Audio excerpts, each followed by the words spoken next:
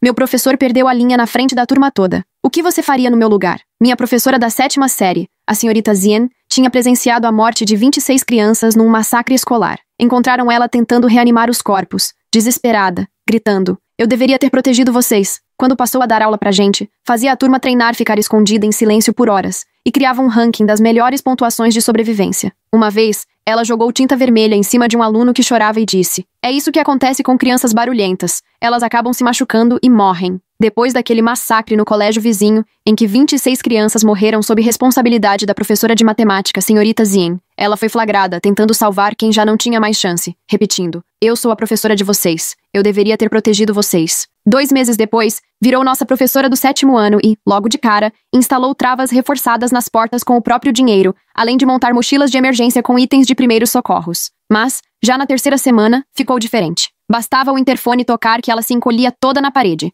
olhos arregalados, até o diretor terminar algum anúncio bobo do tipo: "Hoje é dia da foto." A sala não comentava nada, mas todo mundo pensava o mesmo: trauma. Não deixava ninguém ir ao banheiro durante os chamados horários de alto risco, que basicamente duravam o dia inteiro. Revistava nossas mochilas e oferecia simulações de fuga contra ataques. A coisa ficou ainda mais estranha depois do feriado de Ação de Graças, quando apresentou o tal do jogo do silêncio. Nunca esqueço a primeira vez que ela gritou, do nada, no meio da aula de matemática: "Atenção, ameaça." Todo mundo travou, depois mergulhou debaixo das carteiras. O Michael, coitado, começou a chorar porque bateu o joelho, e a senhorita Zien surtou de vez. Mandou ele deitar no chão e despejou tinta vermelha na camiseta dele dizendo: "É isso que acontece com crianças barulhentas. Elas acabam se machucando e morrem." A mãe do Michael tentou reclamar, mas o diretor só disse que ela estava nos mantendo seguros. Pensando bem, a escola devia achar que, no mínimo, evitava um processo. Ela anotava nossas pontuações de sobrevivente no quadro, classificando quem era o mais ágil e silencioso nos treinos. Eu sempre ficava no meio, em 15º, e me odiava por me importar com isso.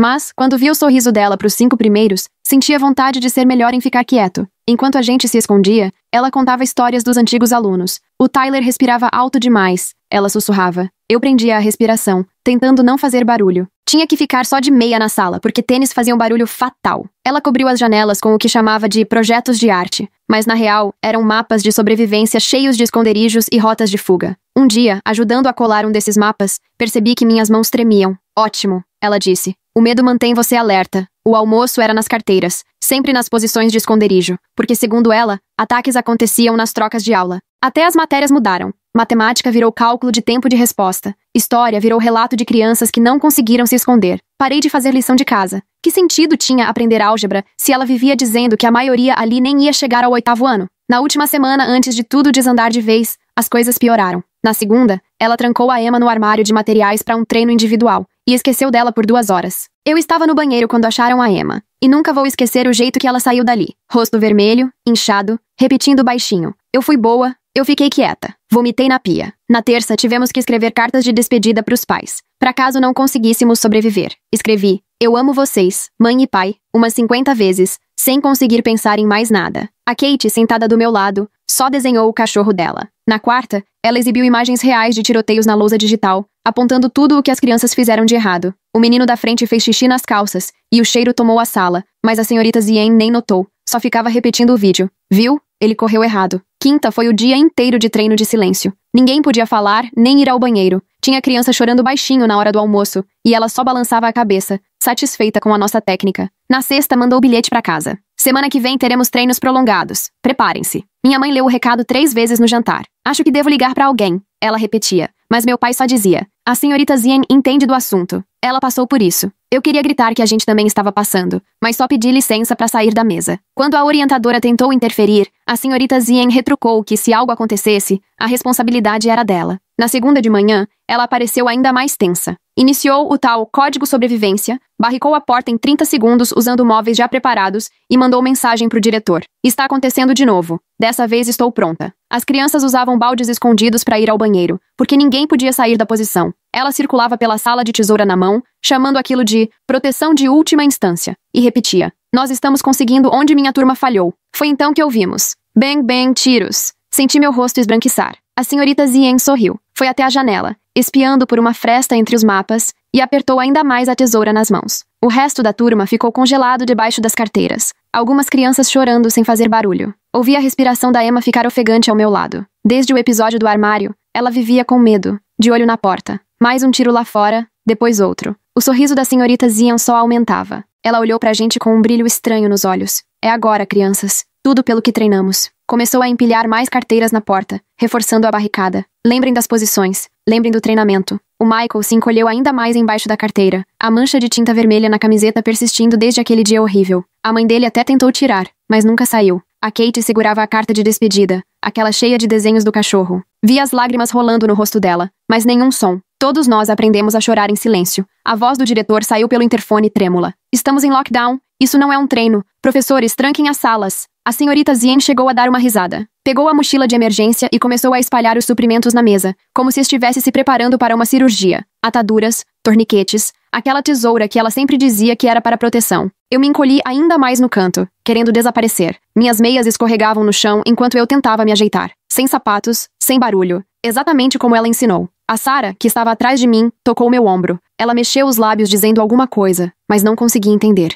Os olhos dela estavam arregalados. Puro pânico. A professora Zene começou a fazer aquela ronda que nos obrigou a decorar. 5 passos até a janela, checar lá fora, 3 até a porta, escutar, repetir. Ela andava como uma soldada, toda precisão e foco. Vocês estão indo muito bem, ela sussurrou. Bem melhor do que minha turma anterior. Mais barulhos do lado de fora, agora gritos, passos correndo. O rosto da professora Zene mudou para algo que eu nunca tinha visto. Uma determinação absoluta misturada com talvez orgulho. Ela olhava pra gente como se fôssemos sua maior vitória. De repente, a maçaneta da porta começou a tremer. Todo mundo ficou tenso. A professora Zene ergueu a tesoura, se posicionando entre a gente e a porta. Fiquem abaixados, ela sibilou. Aconteça o que acontecer, ninguém se levanta, ninguém faz barulho. O barulho cessou. Ficamos esperando. Segundos viravam horas. Minhas pernas doíam de tanto ficar parado, mas eu nem pensava em mexer. Foi ela quem ensinou. Mexer é perigoso. Barulho é perigoso. Qualquer coisa diferente de ficar imóvel e em silêncio era risco. Então, ouvimos uma voz no corredor. Professora Zene, aqui é o policial Peralta. A senhora pode abrir a porta, por favor?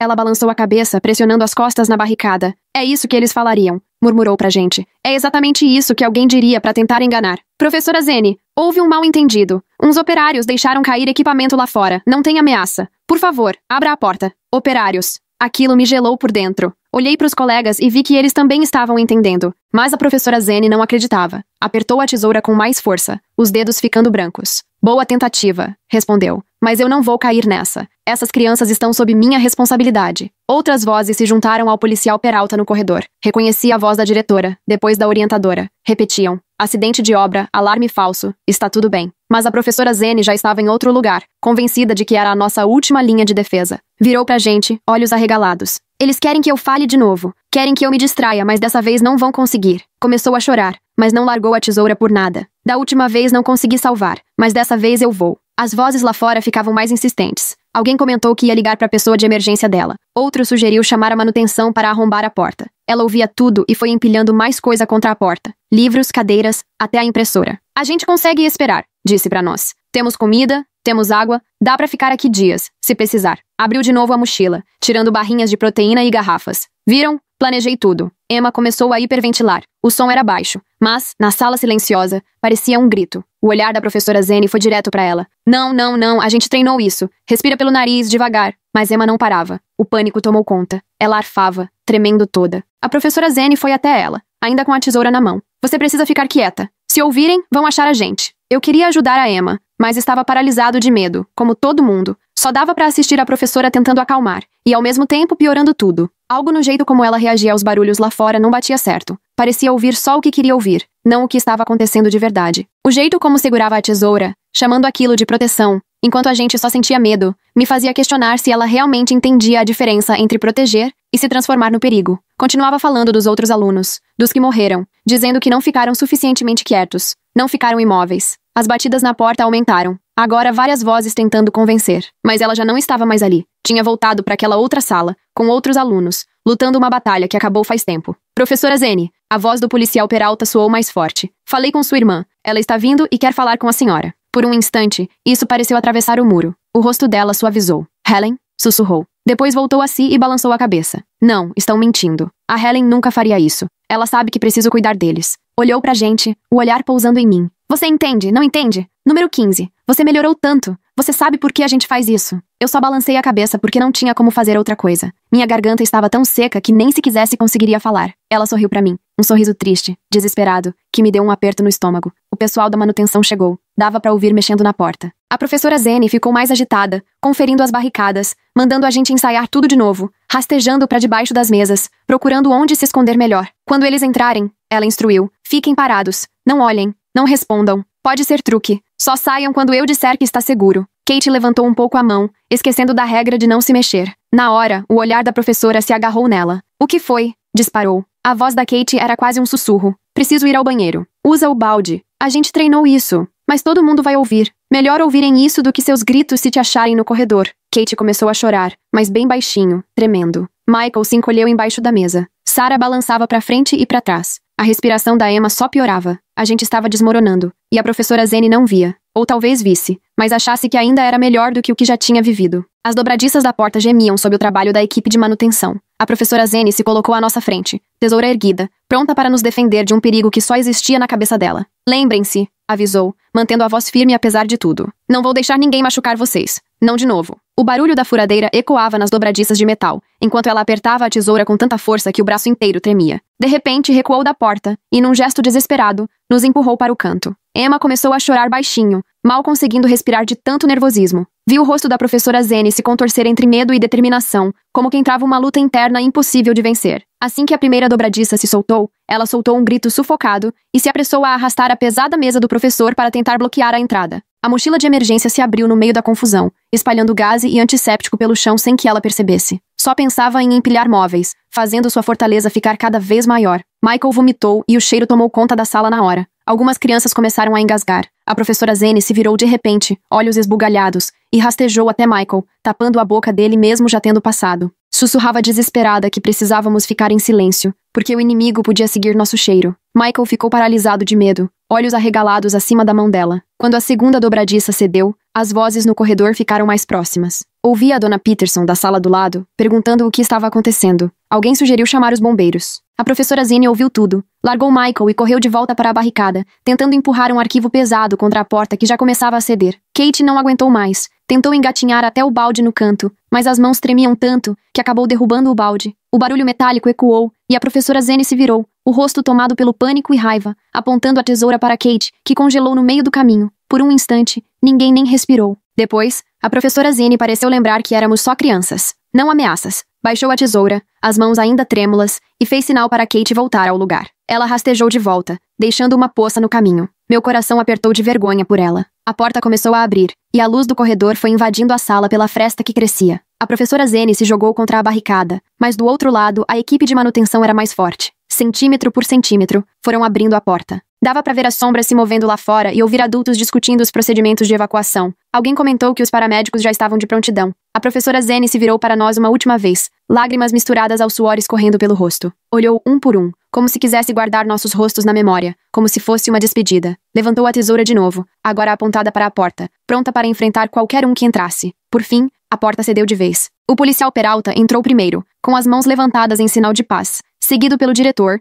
orientadora e outros professores. Todos pareciam apavorados, não por causa de um atirador, mas pelo que encontraram ali. 27 crianças encolhidas debaixo das mesas, algumas chorando, outras em choque, uma suja de vômito, outra sentada na própria urina. A professora Zene tentou avançar com a tesoura, mas o policial segurou o braço dela com facilidade e tirou a arma com cuidado. Ela se desmanchou, chorando nos braços dele, pedindo desculpas pelos alunos por Tyler, que respirava alto demais, dizendo que tinha falhado com a gente, como já tinha falhado antes. O policial a abraçou enquanto ela se despedaçava. O diretor entrou apressado dizendo que já estava tudo seguro, mas ninguém se mexeu. O treinamento tinha sido eficiente demais. Ficamos paralisados até a orientadora chamar um por um. Emma precisou ser carregada, o corpo rígido, olhar perdido. Os paramédicos nos avaliaram enquanto esperávamos no corredor, enrolados nos cobertores prateados de emergência. Logo, os pais começaram a chegar, rostos tomados de medo e indignação. A mãe do Michael viu a mancha vermelha na camisa dele e começou a berrar com o diretor. O pai da Kate abraçou a filha enquanto ela chorava de vergonha. Os pais da Emma foram com ela na ambulância. Depois de um tempo, levaram a professora Zene embora. Ela ainda olhava para trás, querendo proteger a gente de ameaças que só ela via. Ouvi ela dizendo ao policial que aquilo era uma armadilha dos operários, que quase tinham pegado a gente. Ele só balançou a cabeça, triste, e a conduziu até a saída. A escola convocou uma assembleia de emergência e trouxe psicólogos para falar de trauma e recuperação.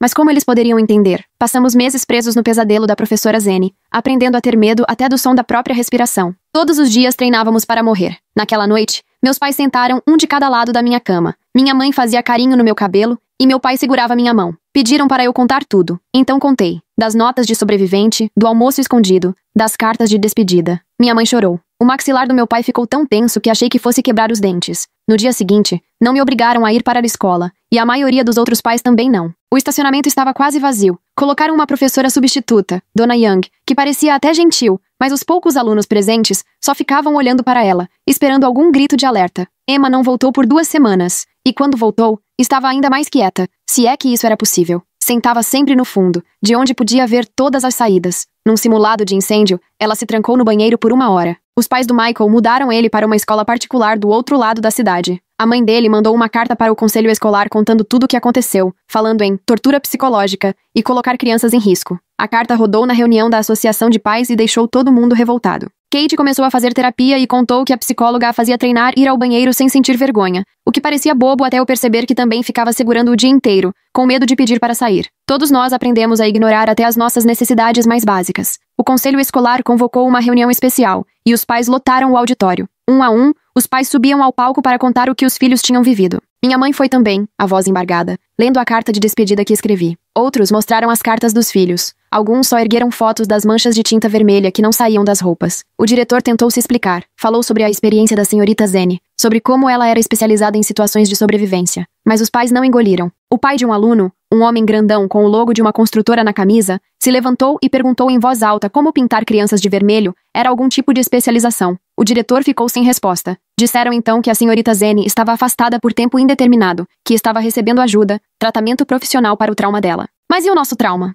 E os 27 alunos que não conseguiam ouvir um barulho mais alto sem correr para debaixo dos móveis? Dona Young fez o possível para cuidar da nossa turma. Deixou as luzes mais suaves, botou música calma, deixava a gente ir ao banheiro sempre que precisava e nunca levantava a voz. Mas a verdade é que estávamos quebrados de um jeito que ela não conseguia consertar. No Natal, metade da turma já tomava remédio para a ansiedade. Muitos mudaram de escola. Eu comecei a ter pesadelos, não com atiradores, mas com a senhorita Zenny. Nos sonhos, ela aparecia no meu quarto com aquelas tesouras, dizendo que eu respirava alto demais. Eu acordava ofegante, com as mãos no peito, tentando fazer o menor barulho possível. Fico tentando entender como a cabeça da senhorita Zenny fez ela ver os operários da construção como ameaças, como se a mente dela tivesse inventado um mundo onde qualquer som virava perigo. Como é que o trauma muda tanto a maneira de alguém enxergar a realidade? Meus pais me encontraram dormindo dentro do armário mais de uma vez. A escola chamou uma especialista em trauma. A doutora Reeves era jovem e tentava ser descolada, mas entendia de verdade o que a gente tinha passado. Ela não minimizou o sofrimento, nem disse pra gente superar. Reconheceu que fomos machucados por quem devia nos proteger. Isso tornava tudo ainda mais confuso, mas ao mesmo tempo dava um certo alívio. Fizemos sessões em grupo para conversar sobre o que aconteceu. No começo, todo mundo ficou quieto. A gente tinha aprendido que silêncio era um jeito de se proteger, mas aos poucos as crianças começaram a se abrir. A Sarah contou que não conseguia usar sapato dentro de casa. Um menino chamado Marcos admitiu que tinha feito xixi nas calças 3 vezes desde o confinamento, porque tinha medo de sair do esconderijo. A doutora Statin Reeves ensinou algumas técnicas pra gente se acalmar. Jeitos de lembrar que estava seguro quando o pânico batia. Ela fazia a gente praticar barulhos normais de sala de aula, levantar a mão, fazer perguntas. Essas coisas que tinham virado um desafio pra nós. Era como reaprender a ser aluno. Alguns pais queriam processar a senhorita Zenny, contrataram advogados, falaram em processo, mas tudo ficou complicado porque ela estava internada numa clínica psiquiátrica. A irmã dela, Helen, apareceu numa reunião do conselho e pediu compreensão. Mostrou fotos da irmã antes do tiroteio, sorrindo com os alunos de antes. E depois, uma foto de agora. 26 programas de homenagem espalhados na mesa, todos guardados por ela. O distrito fez acordo fora dos tribunais, pagou nossa terapia, criou novas regras para avaliar a saúde mental dos professores, mas nenhum dinheiro apaga o que aconteceu. Não devolve os meses em que a gente viveu achando que ia morrer. Vi a senhorita Zenny 6 meses depois, quando fui pegar meu remédio de ansiedade na farmácia com minha mãe. Ela estava lá, parecia menor, esvaziada. Quando me viu, ficou paralisada. Dava pra ver que queria vir falar comigo, perguntar se eu estava bem, se estava seguro. Minha mãe se colocou na frente, não brigando, só protegendo. A senhorita Zenny assentiu, como quem entende, e se afastou. Mas reparei nos ombros dela, tremendo enquanto ia embora. Uma parte de mim queria dizer que eu estava bem, que não culpava ela, mas eu não estava bem, e eu culpava sim, pelo menos um pouco. O aniversário de 1 ano do confinamento chegou. A escola pensou em fazer uma homenagem, mas os pais não deixaram. Ninguém queria mais lembranças, a gente já carregava tudo isso todos os dias. No jeito como pulávamos com barulho, como sempre olhávamos as saídas, como ainda almoçávamos rápido e em silêncio, prontos para se esconder a qualquer momento. Algumas crianças melhoraram mais rápido. A Kate fez amigos na escola nova e parecia quase normal na primavera. Mas a Emma ainda não conseguia ficar em lugares fechados. A mãe do Michael contou para minha mãe que ele estava melhor, mas ainda guardava a camisa manchada de vermelho no armário. Tentou jogar fora, mas ele pegou do lixo de volta, dizia que precisava daquilo para não esquecer. Eu fiquei no meio termo. Conseguia ir para a escola, fazer as tarefas. Até entrei no clube de artes, mas não era mais o mesmo menino que entrou na sala da senhorita Zene no primeiro dia. Nenhum de nós era. Aprendemos cedo demais sobre medo, sobre sobreviver, sobre como às vezes quem deveria cuidar acaba virando quem a gente teme. A doutora Reeves dizia que a cura não é uma linha reta. Uns dias são melhores, outros piores. De vez em quando eu quase esquecia, mas aí uma porta batia ou o interfone fazia barulho, e eu já estava de novo debaixo da mesa, tentando sumir, tentando respirar baixinho, tentando sobreviver. O distrito escolar contratou um novo diretor, o Sr. Jameson, que tinha formação em psicologia infantil e ouvia de verdade os pais. Ele tirou todos os calços de porta que a senhorita Zene usava, mas instalou botões de pânico ligados direto para a polícia, medidas de segurança de verdade, não só para inglês ver. Nossa turma foi separada no 8º ano. Acharam que seria mais fácil se não ficássemos todos juntos, relembrando tudo o tempo todo. Talvez estivessem certos. Ainda assim, a gente acabava se encontrando no almoço de vez em quando, puxados pela experiência em comum. Não falávamos sobre o que aconteceu, mas não precisava. Estava estampado no olhar de cada um. A senhorita Zene mandou cartas para alguns de nós, que chegavam pelos nossos pais, e eles decidiam se podíamos ler ou não. Minha mãe deixou eu ler a minha. Foi difícil terminar. Ela pedia desculpa várias vezes, contava sobre Tyler e os outros, sobre como os rostos deles não saíam da cabeça dela, como só queria proteger a gente. Dizia que entenderia se eu odiasse ela. Dizia que estava buscando ajuda. Eu não respondi. O que eu ia dizer? Que entendia. Que perdoava. Ainda não estava pronto. Talvez nunca estivesse. Guardei a carta junto com a minha despedida aos meus pais. 2 provas de como o medo consegue distorcer o amor até virar sofrimento. Teve uma vez que a imprensa tentou reviver a história. Um repórter ligou em casa, querendo entrevista, mas meu pai respondeu de um jeito que eu nunca tinha visto. Outros pais também reagiram assim. Ninguém queria ser notícia, nem transformar nosso trauma em espetáculo. Tudo o que queríamos era seguir em frente e tentar nos curar. Quando entrei no ensino médio, até parecia que eu era uma pessoa comum. Aprendi a lidar com a ansiedade, com o pânico, mas ainda fazia questão de sentar perto da saída e prestava atenção em qualquer barulho alto demais. De vez em quando me pegava respirando baixinho, pressionando as mãos contra o peito, como a senhorita Zene tinha ensinado. Diziam que ela também estava melhor, morando com a irmã, trabalhando meio período num centro de jardinagem e sem dar mais aulas, como o distrito havia prometido. Às vezes eu me perguntava se ela ainda sofria com pesadelos, se acordava achando que ainda podia salvar alunos que já se foram, ou se algum dia conseguiu se perdoar por ter despejado o próprio trauma em cima da gente. Na semana seguinte, a senhorita Zene começou a aparecer na casa dos alunos. Na primeira vez que apareceu na minha porta, minha mãe pegou o telefone na hora, enquanto meu pai bloqueou a entrada. Ela ficou ali, segurando uma pasta amarela, o cabelo sujo e o mesmo cardigã do confinamento. Insistia que tinha informações importantes de segurança. Meu pai bateu a porta e minha mãe ligou para a polícia. A família da Emma conseguiu uma ordem de restrição depois que a senhorita Zene seguiu a menina até em casa após a terapia. O processo levou 3 dias, tempo em que ela deixou 17 recados na secretária eletrônica deles, cada um com instruções detalhadas de esconderijo e lembretes sobre exercícios de respiração. A mãe da Emma mostrou uma das mensagens para o juiz, que assinou a ordem imediatamente. Outras famílias começaram a relatar situações semelhantes. A senhorita Zene aparecia em mercados, parques, em qualquer canto onde pudesse encontrar ex-alunos, sempre com aquele olhar aflito, distribuindo folhetos caseiros sobre segurança. Os pais montaram uma rede de ligações para avisar uns aos outros sobre os avistamentos. A escola reagiu aumentando a segurança, contratando mais um segurança e instalando câmeras em todas as entradas. Os professores passaram por treinamento para identificar sinais de comportamento preocupante. Mesmo assim, a senhorita Zene continuava encontrando maneiras de burlar as restrições, esperando do outro lado da rua, fora da propriedade da escola, de olho na nossa entrada e saída. Comecei a mudar meu caminho de casa. Minha mãe passou a me buscar em horários e lugares diferentes. Às vezes na entrada dos fundos, às vezes pela quadra. E criamos nossos próprios protocolos de segurança. Mas no fundo, tudo isso era para fugir dela, não de ameaças imaginárias, o que era uma ironia difícil de ignorar. Uma tarde, acabei esquecendo de esperar minha mãe, e saí sozinho pela porta da frente. Na mesma hora, a senhorita Zene surgiu de trás de um carro estacionado, me segurou pelo braço, sem machucar, mas firme, e enfiou um papel dobrado na minha mão enquanto olhava ao redor nervosa. Consegui me soltar e corri de volta para dentro, o coração disparado. O papel era um mapa do meu bairro desenhado à mão, cheio de esconderijos marcados de vermelho. A situação saiu do controle quando ela invadiu a escola numa noite. O zelador a encontrou na nossa antiga sala de aula, arrumando as carteiras em posições defensivas. Ela tinha levado suprimentos, mais kits de emergência, mapas de evacuação atualizados e até uma caixa daqueles frascos de tinta vermelha horríveis. A polícia foi chamada e ela foi detida por invasão, mas liberada na manhã seguinte. O doutor Reeves fez uma reunião de emergência com o nosso grupo. Sentamos em círculo, tentando digerir a novidade. As mãos da Sarah tremiam enquanto contava que tinha visto a senhorita Zene pela janela do quarto. O Marcos admitiu que tinha voltado a dormir no quarto dos pais. O medo que a gente tanto tentava superar voltou com tudo, mas agora era uma ameaça de verdade. só que completamente diferente da que a senhorita Zene tinha nos preparado para enfrentar. Os pais organizaram uma reunião sem a presença da escola, se juntaram na casa de alguém, trocaram informações e estratégias. Minha mãe voltou para casa com uma lista de opções legais e contatos de grupos de apoio. Todos concordavam. Algo precisava ser feito. A irmã dela, Helen, entrou em contato com várias famílias, pediu desculpas 1000 vezes e explicou que a senhorita Zene tinha parado de tomar o remédio, convencida de que ainda precisava nos proteger. Helen tentou interná-la para uma avaliação psiquiátrica, mas ela fugiu antes do processo terminar. Passou a se hospedar em motéis, vivendo das economias e gastando cada segundo tentando proteger alunos que não queriam mais sua proteção. O auge foi durante um jogo de basquete da escola. De algum jeito, a senhorita Zene entrou no ginásio, puxou o alarme de incêndio e, enquanto todo mundo evacuava, correu para a quadra com um megafone, gritando instruções sobre as melhores rotas de fuga e demonstrando como se abaixar e rastejar. Tudo isso enquanto os seguranças tentavam contê-la. Várias crianças pequenas choravam, sem entender nada. 3 pais conseguiram imobilizá-la perto das arquibancadas, mas ela resistia, ainda gritando sobre manter todo mundo seguro. O megafone escorregou pelo chão e, mesmo assim, a voz dela continuava ecoando. Ver a transformação da senhorita Zene, de professora obcecada por segurança à ameaça real, dá um novo significado para aquele ditado de que, quem não sabe, ensina. Só que no caso dela, já não ensinava. Só perseguia crianças com mapas desenhados à mão. O policial Peralta apareceu e precisou carregá-la para fora, enquanto ela gritava sobre nossa vulnerabilidade, dizendo que não estávamos prontos e que tinha nos decepcionado de novo. Dessa vez, a internação saiu de fato. Helen assinou os papéis e a senhorita Zene foi levada para uma clínica a 2 horas daqui, com uma avaliação prevista para durar pelo menos 30 dias, podendo se estender. Ficamos sabendo por uma carta cuidadosamente escrita que a escola enviou para casa, equilibrando o respeito à privacidade com nossa necessidade de informação.